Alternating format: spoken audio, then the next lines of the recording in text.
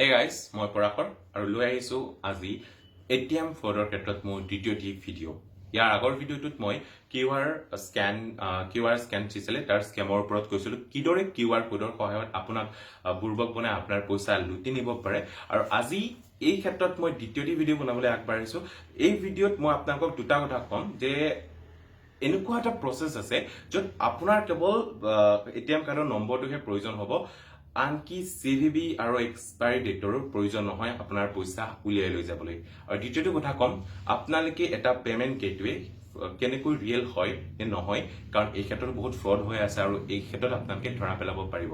গতিকে যেতিয়া মই কিউআৰ স্কেন এইটো যিটো কিউআৰ কোড স্কেনৰ যিটো স্কেমৰ কথা কৈছিলো তাত মোৰ এটা কমেন্ট আহিছিলে যে এজন ল'ৰাৰ মামাকৰ এদিন তেওঁ বেংকৰ পৰা পইচা অলপ উলিয়াই লৈ গ'ল, তাৰ পিছৰ পৰা তেওঁ আহি থাকোঁতে দেখিলে যে তেওঁৰ পইচাবিলাক কাটি লৈ গৈছে। মই সেই এপ্লিকেশ্যনটোৰ নাম নকওঁ, কিন্তু সেই এপ্লিকেশ্যনটো বহুত জনপ্ৰিয় এপ্লিকেশ্যন আমাৰ ভাৰতত আৰু সেই এপ্লিকেশ্যনৰ সহায়ত এই কামটো তেওঁ কৰিছিলে।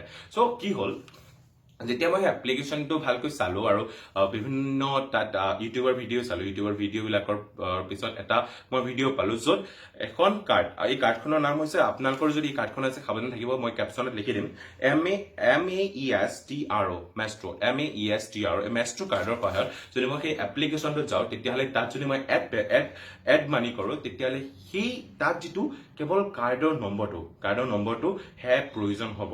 কাৰ্ডৰ নম্বৰটো প্ৰয়োজন হ'ব আৰু কাৰ্ডৰ নম্বৰটো দিয়াৰ পিছত কাৰ্ডৰ নম্বৰৰ প্ৰথম 6টা সংখ্যা দিয়াৰ পিছত সেই 6টা নম্বৰ মই এক্সপেৰিমেণ্ট চলালো আৰু 6টা নম্বৰ তলত নো এক্সপায়াৰী ডেট ৰিকুৱাৰ্ড, নো CVV ৰিকুৱাৰ্ড। যিহেতু মোৰ এই মেষ্ট্ৰো কাৰ্ড নাই, গতিকে তাৰ ওপৰত মই মই কৰিব নোৱাৰিলো, কাৰণ সম্পূৰ্ণ নম্বৰটো নাছিল, ইউটিউবৰ পৰা কালেক্ট কৰা মেষ্ট্ৰো কাৰ্ডৰ এটা 6টা ডিজিটৰ নম্বৰ আছিল। গতিকে মই কৈছো যে আমি নিজৰ এটিএম কাৰ্ডখন আমাৰ যেনেকৈ আমি প্ৰাইভেট কাৰ্ডবিলাক পুৰা ঢাকি মেলি ৰাখো, চ' তেনেকৈ ৰখাটো বহুত বেছি প্ৰয়োজনীয় আজিৰ সময়ত। কাৰণ আপোনাক ইমান সময় আপোনালোকক দেখালো যে এটা এপ, সেই এপটোত কেৱল আপোনাৰ এটিএমৰ নম্বৰটোহে লাগে, তাত CVV আৰু এক্সপায়াৰী ডেটো তাক নিদিয়াকৈ আপোনাৰ পইচা উলিয়াই লৈ যাব পাৰে। আৰু এইখিনিতে কথা ক'লো যে আপুনি আপোনাৰ এতিয়া মেষ্ট্ৰো কি হয়। এতিয়া এইখন মোৰ এটিএম, মই এটিএমখন ঢাকিছো, আপোনালোকে এইটো দেখিব, ইয়াতে লিখা আছে ভিজা আৰু বহুত এটিএমত লিখা থাকে ৰুপে আৰু কিছুমানত লিখা থাকে মাষ্টাৰ কাৰ্ড। চ' যদি আপোনাৰ এটিএমখনত এটিএমৰ এই অংশটো লিখা আছে মেষ্ট্ৰো, তেতিয়াহ'লে এই ক্ষেত্ৰত আপুনি বিশেষকৈ সাৱধান হ'ব। আৰু এই বস্তুটোৰ সহায়ত আপুনি কেনেকৈ গম পাব যে আপুনি য'ত পেমেন্ট কৰিবলৈ গৈ আছে, যিটো পেমেন্ট গেটৱে সেইটো ৰিয়েল হয় নে ফ্ৰড হয়। গতিকে আপোনাৰ যিটো আমাৰ যিখন এটিএমৰ যিটো প্ৰথম 6টা ডিজিট আছে আপোনাৰ এটিএমৰ নাম্বাৰত, যেতিয়া আপুনি প্ৰথম 6টা ডিজিট তাক দি দিব গেটৱেটোত, তেতিয়া আপোনাৰ গেটৱেটোৱে এটা কাষত আপোনাৰ অট'মেটিকেলি আহি যাব যে এয়া আপুনি যিখন এটিএমৰে পেমেন্ট কৰি আছে সেইখন মাষ্টাৰ কাৰ্ড হয় নে ৰুপে হয় নে ভিজা হয়, এনেকুৱা কি কোম্পানীৰ এটিএম কাৰ্ড হয়, সেইটো আপোনাক সেই পেমেন্ট গেটৱেটোত দেখাই দিব। আৰু যদি নেদেখুৱায় তেতিয়াহ'লে আপুনি অতি শীঘ্ৰেই সেই পেমেন্ট গেটৱেৰ পৰাই আপুনি ওলাই আহিব, কাৰণ আজিকালি বহুত মেছেজ আহি থাকে যে হয়তো 5 টকাত আমাৰ কিবা ঘড়ী, 5 টকাত 10 টকাত বহুত ডাঙৰ টেডি বিয়েৰ, এনেকুৱা ধৰণৰ মেছেজবিলাক আহি থাকে আৰু তাত এটা পেমেন্ট গেটৱে দিয়া হয়। সেই পেমেন্ট গেটৱেবিলাক বহুত বেছি ফ্ৰড হয় তাত।